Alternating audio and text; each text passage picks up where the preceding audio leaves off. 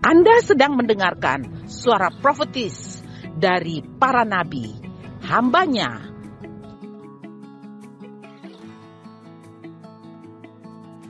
Dengarkanlah dan lakukanlah perintah Tuhan melalui para nabi, maka engkau akan berhasil. Selamat mendengarkan. Shalom para pemenang, shalom. Kita lebih dari pemenang, amin. Amin. Semua percaya kita lebih dari pemenang, amin. Ya, katakan pada samping kirimu, kamu lebih dari pemenang. Ya, puji nama Tuhan. Hari ini kita akan terus belajar firman Tuhan sesuai dengan tema yang diberikan kepada kita semua dalam bulan ini, yaitu memiliki mentalitas pemenang. Amin. You are the winner. Engkaulah pemenangnya. Amin. Amin. Hai sang pemenang. Amin. Ya, kalau pemenang itu kan suaranya lebih keras daripada orang yang kalah. Amin. Amin. Kalau kita lihat orang bersorak-sorak ketika lawannya mengisi gol, gol, pasti kita teriak gol. PTSB, aduh, kenapa sampai isi? Ya, haleluya. Mari kita baca firman Tuhan di dalam Roma 8 ayat 35 sampai ke 37.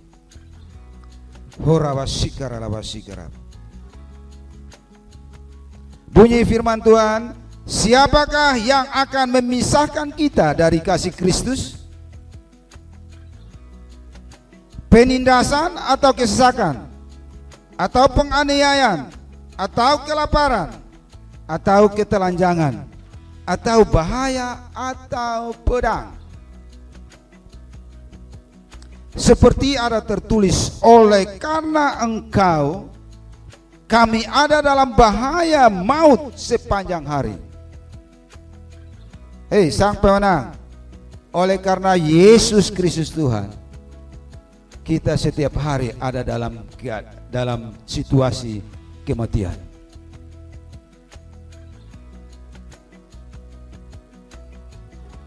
Kami telah dianggap sebagai domba-domba sembelihan. Tetapi dalam semuanya itu, kita lebih daripada orang-orang yang menang oleh Dia yang telah mengasihi kita. Mungkin Kakak Yohan baca bahasa Inggrisnya?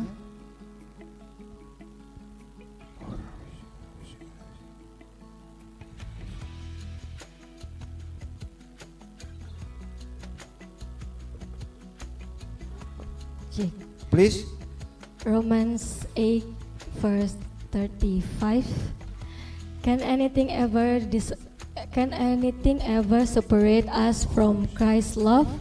Does it mean He no longer loves us if we have trouble or calamity, or are persecuted, or hungry, or destitute, or in anger, or threatened with death? As the scriptures say, for your sake we are killed every day. We are being slaughtered like sheep. No, despite all these things overwhelming, victory is our through Christ who loves us. Ya, terima kasih. Ada satu pernyataan yang bilang begini, saat ini kita sedang masuk di dalam 7 tahun dispensasi anugerah. Dan kita akan masuk kepada 7 tahun penderitaan yang belum pernah terjadi di muka bumi ini.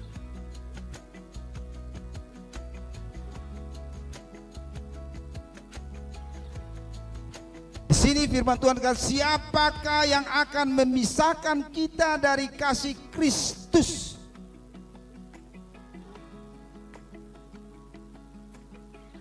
Apakah HP akan mampu memisahkan kita dari kasih Kristus?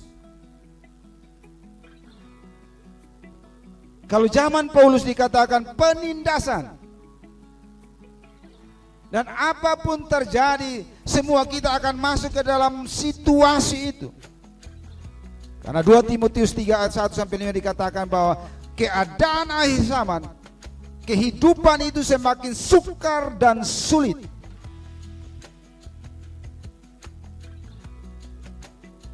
Dan untuk kita bisa masuk, bisa keluar sebagai the winner,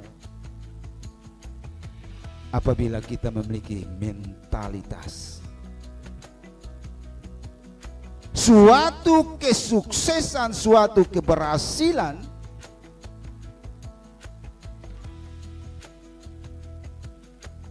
itu ditentukan oleh mental kita.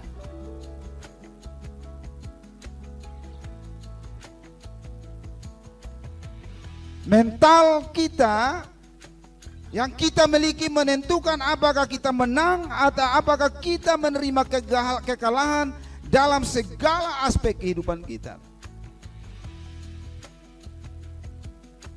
Karena itu hari ini kita akan belajar, milikilah mentalitas pemenang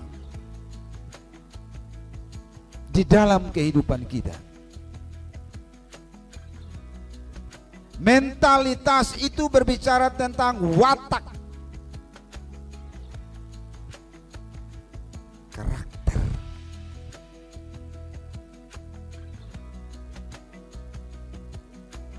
Karakter kita akan membentuk kita untuk menjadi pemenang atau menjadi orang yang kalah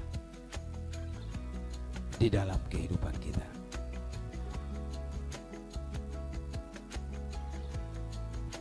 Karena itu bagaimana caranya supaya kita bisa memiliki mentalitas seorang pemenang dalam hidup kita?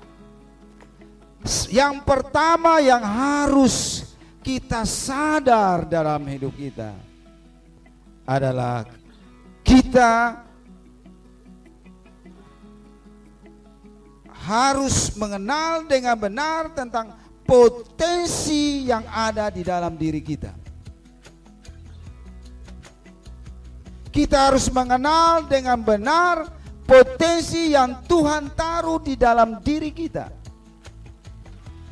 Kita harus tahu. Kita membuat sesuatu apapun juga, kita harus tahu bahwa kita punya potensinya apa. Tanpa kita mengetahui kita memiliki potensi, sebelum kita bertanding, sebelum kita melangkah, kita sudah merasa kalah lebih duluan. Kalau kita tidak memiliki potensi itu. Nah, kalau kita membaca di dalam Roma 8 ayat 37, di situ dikatakan bahwa tetapi dalam semuanya itu kita lebih dari orang-orang yang menang.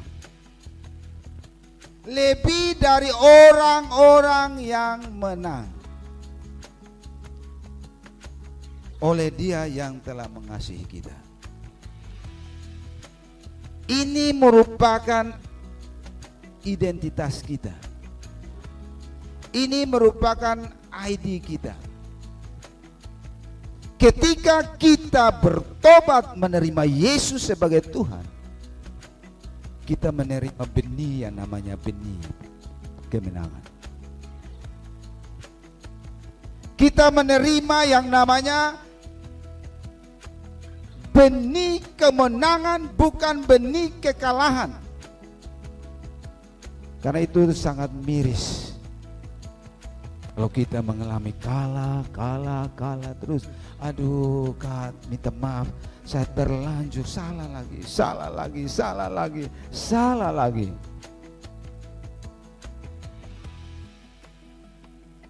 Mengapa kita mengalami kekalahan? Karena kita tidak tahu bahwa di dalam diri kita ini ada benih kemenangan.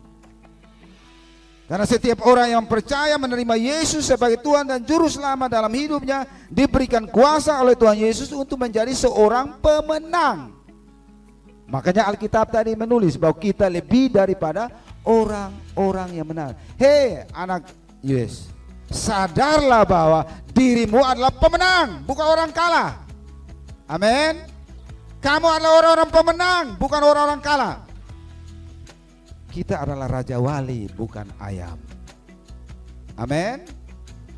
Kamulah raja wali, bukan ayam. Satu kali seorang petani dia menemukan sebuah telur. Ternyata telur itu adalah telur raja wali. Kebetulan ayamnya sedang mengeram. Dierami ayam itu, telur itu. Kemudian muncullah anak ayam dan juga anak raja wali. Anak raja wali ini bermain dengan anak ayam. Dan kebiasaannya anak ayam itu terbangnya tidak jauh, berhenti. Dia juga terbangnya, padahal potensi dalam dirinya bukan terbangnya seperti itu. Potensi dalam dirinya ketika badai gelombang datang menerpa dia, dia semakin terbang tinggi. Bukan ketika badai dan darah dia lari menyembunyikan diri. Bukan. Suatu kali dilihat seekor burung elang terbang keliling di atas langit. Waduh, saya pikir seperti itu. Saya rindu seperti itu. Kemudian dia coba membuka sayap. Kebetulan waktu dia buka sayap itu ada angin puting beliung datang menerpa hidung. Psak! Kemudian pas dia buka begini terbang. Psak! Dia takut, pertamanya takut dia. Akhirnya dia bisa terbang setir wajah ini. Anak Yesus. Begitulah kita. Haleluya. Amin. Di dalam diri kita ada suatu potensi yang sangat luar biasa. Saya mau tunjukkan. Mari kita lihat di dalam Efesus pasal yang pertama ayatnya yang ke-19, saya bacakan bagi kita dan sampai 22. Di situ dikatakan bahwa dan betapa hebatnya bagi kita yang percaya. Ingat, betapa hebatnya bagi kita semua yang percaya.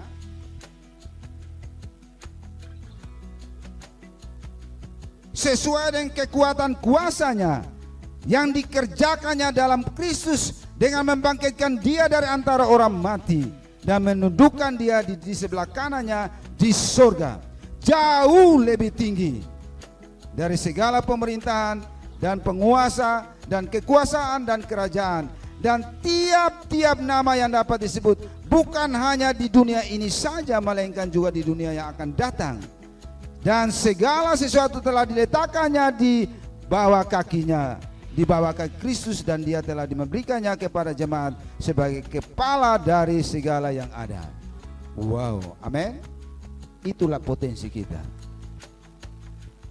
Itulah kuasa yang Tuhan, kuasa pemenang yang Tuhan berikan kepada kita. Jauh lebih tinggi dari pemerintah, jauh lebih tinggi dari penguasa, jauh lebih tinggi daripada kekuasaan dan kerajaan. Dan setiap nama yang dapat disebut tunduk di bawah nama Yesus. Amin. Itulah potensi kita. Itulah kuasa yang membangkitkan Yesus dari antara mati. Itu yang Tuhan berikan bagi kita. Dan kita harus terbang tinggi. Kita harus lakukan ini dalam kehidupan kita.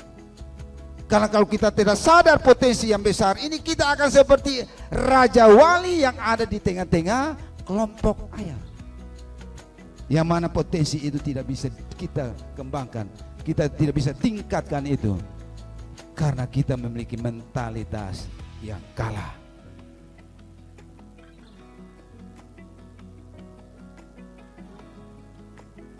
Karena itu selain kita harus mengenal dengan benar potensi yang Tuhan taruh dalam kita harus mengenal juga dengan benar siapa yang membela kita. Ini sangat penting. Kalau saya berjalan dengan Pak Kapolda, pasti saya tidak takut apa-apa. Amin. Amin. Kalau kita berjalan di samping Pak Kapolda, siapa yang mau ganggu? Yang paling tinggi Kapolri ya. Kalau di angkatan tentara Panglima TNI. Kalau kita berjalan di sampingnya, tentunya kita tidak akan merasa takut. Demikian juga. Mari kita baca di dalam 1 Samuel 17 ayat 45 sampai 47.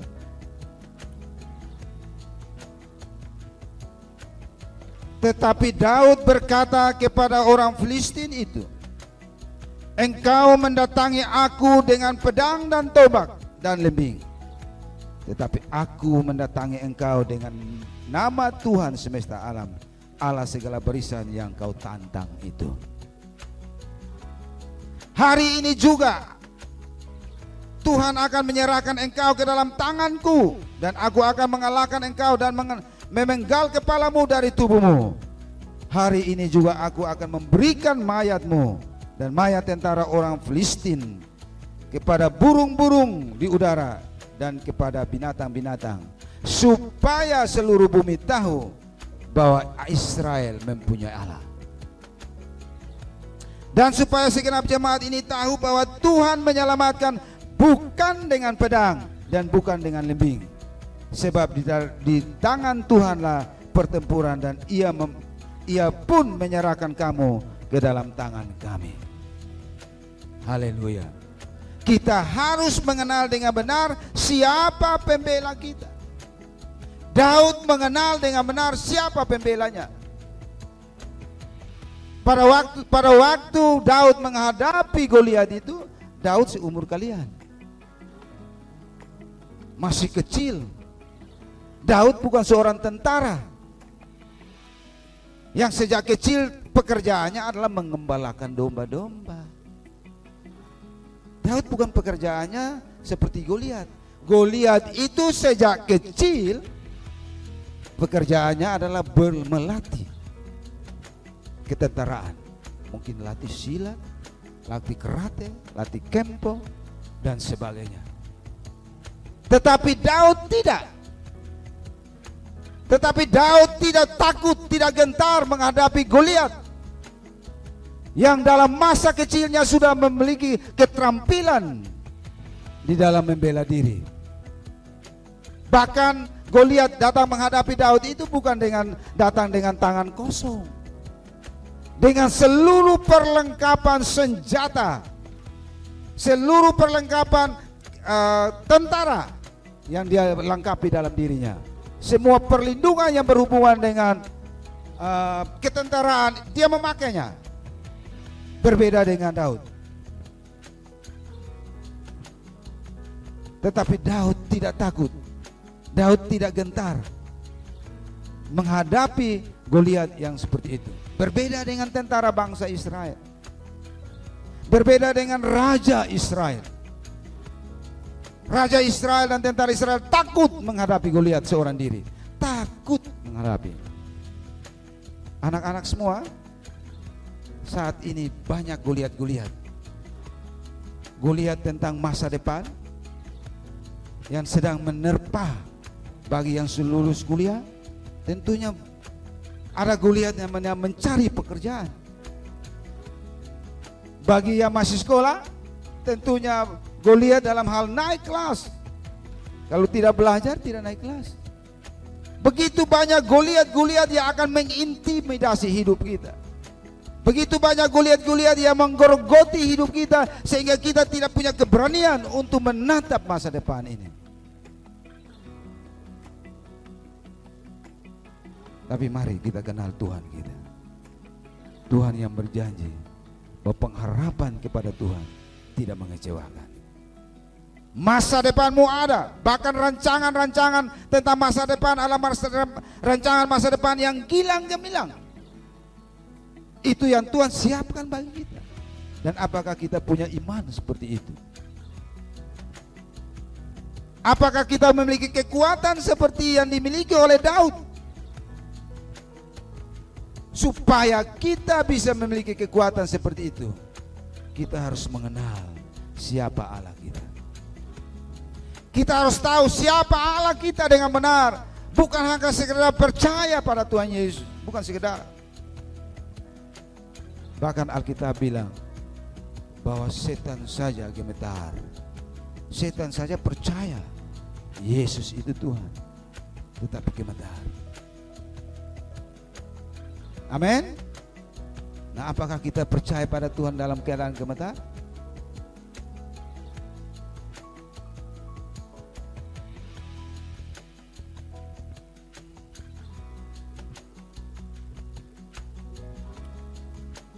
Yang membedakan Daud dengan tentara Israel, yang membedakan Daud dengan Raja Saul untuk menghadapi Goliat yang mengintimidasinya mereka selama 40 hari itu adalah mentalitasnya. Sebuah mentalitas yang didasarkan oleh kepercayaan yang teguh kepada Tuhan yang ia kenal selama ini, tidak pernah meninggalkan dia. Daud percaya bahwa selama hidupnya, selama dalam perjalanan hidupnya, Tuhan tidak pernah meninggalkan dia. Dalam situasi keadaan apapun juga, Tuhan tidak pernah meninggalkan Daud sedetik pun. Karena itu Daud menuliskan sebuah syair yang berbunyi, Tuhanlah gembalaku yang baik. Kenapa dia menuliskan syair itu? Karena dia merasakan pengembalaan Tuhan, dia merasakan penyertaan Tuhan, dia merasakan perlindungan Tuhan, dia merasakan Tuhan membela dia. Bahkan ketika menghadapi Goliat, dia rasakan bahwa sungguh Tuhan itu hidup. Makanya dia berani berkata, biarlah supaya semua orang tahu, bahkan tentara dan raja ini tahu, bahwa Tuhan menyelamatkan bukan dengan pedang. Karena itu anak-anak semua, jangan andalkan kepintaran, jangan andalkan kehebatanmu, jangan andalkan skillmu. Kita membutuhkan skill, kita perlu belajar untuk pintar, tapi jangan andalkan itu. Andalkan Tuhanmu. Amin. Andalkan Tuhanmu, karena Alkitab berkata, terkutuklah orang yang mengandalkan kekuatannya sendiri, tetapi diberkatilah orang yang mengandalkan Tuhan. Amin. Semua mau diberkati? Andalkan Tuhan. Bagaimana cara kita bisa mengandalkan Dia? Kenal Dia dengan benar. Karena tanpa pengenalan kita kepada Tuhan dengan benar, kita tidak bisa berkemenangan dalam hidup kita. Mungkin saat ini kita bilang, ya Tuhan Yesus Engkau baik. Ya, saya cerita ini, saya teringat ada sebuah cerita nyata di, kalau tidak salah, di Kalimantan. Ketika pengkhotbah seperti saya waktu saat ini, dia tahu, Tuhan kita hebat, Tuhan kita dahsyat, Tuhan kita luar biasa. Apapun terjadi, badai gelombang datang, pedang yang datang menghadap kita, saya tidak akan takut, saya akan menyerahkan hidup saya. Dia berapi-api berkhotbah. Ketika berkhotbah, muncullah sebuah gerombolan tentara, waktu itu namanya Partai Komunis, PKI, datang, masuk, semua kaget. Kemudian kelompok itu berkata, pas ada gambar Tuhan Yesus, itu Tuhan kamu? Ya. Angkat, taruh depan. Satu persatu meludahi. Yang tidak meludahi akan mati. Yang meludahi pertama siapa? Sang pendeta.